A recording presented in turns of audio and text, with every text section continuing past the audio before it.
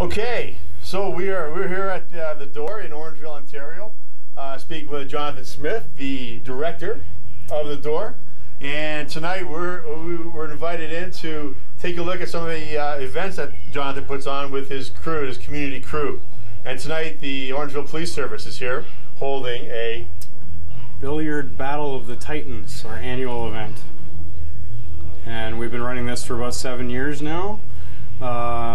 It was implemented by one of our volunteers who just loves to throw pool tournaments for the youth, and got the idea that we should have them involved with local police officers. And for years, James Giovanetti has been one of the cops in town who's always loved to be involved. And he's the president of the Police Association. Yeah. So James, anytime he can, is down here just checking out what's going on, hanging out with the kids, and playing pool or ping pong or other games. So combined with our volunteer who likes to throw these tournaments, we put this together.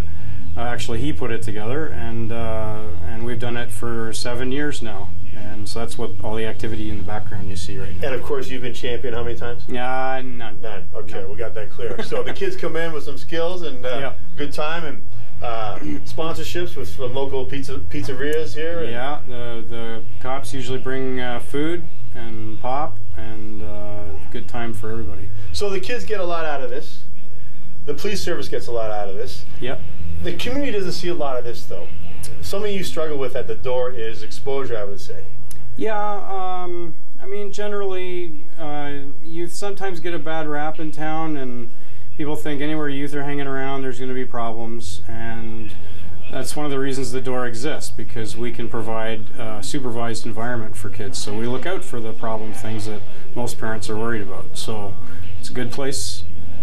Kids get exposure to healthy adult role models, and also, like tonight, they get to meet cops who care. So quickly, the age range of the kids that you see? Age 13 to 18 for our drop-in program, and we have programs throughout the week as well, after school, and big events on weekends about once a month. So do you sort of serve, people would know watching tonight about the Boys and Girls Clubs and YMCA after-school programs. There's not a lot of that in Orangeville. Do you fill that void somehow? I think we fill some of that void.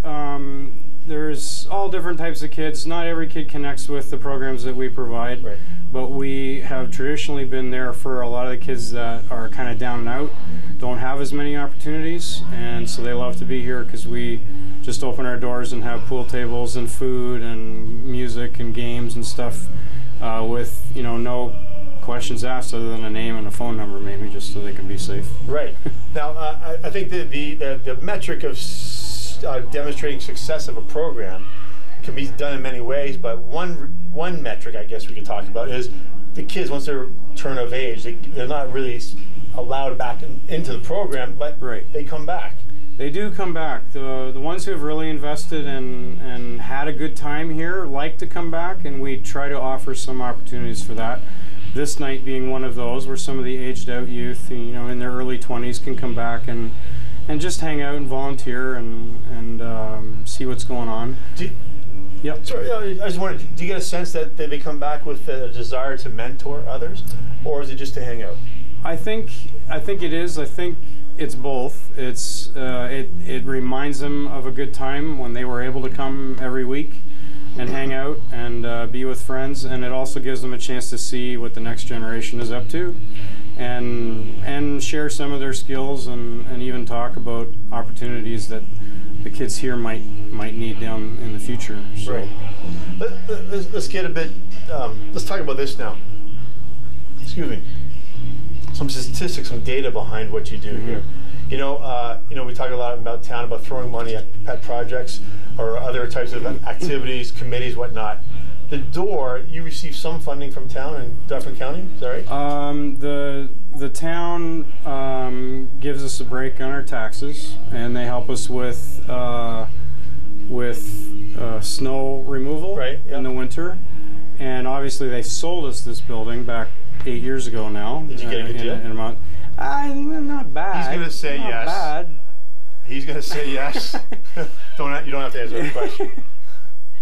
It's in the records. Gotcha, for sure. Right. We did pay. Right, you did pay. Are you still paying it off? No, our board of directors is a great bunch of businessmen and philanthropists who gathered support for a capital campaign that paid for most of the costs of building it, and then and also the renovations. We just put a new roof on the building last summer, which required another little capital campaign. Right. And there's always things to fix. For sure. Our parking lot's in terrible shape.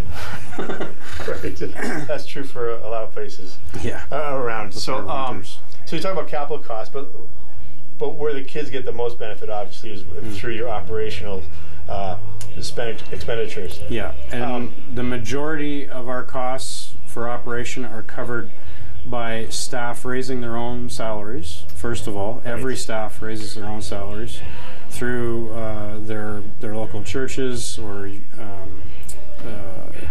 service groups, family, friends, however we can raise it, we raise it. And then we also do 3 major fundraisers in the Orangeville area, which is largely driven by our board. Okay. A golf tournament, which is coming up the first week of June. That's when you win. You win that championship? No. No, okay.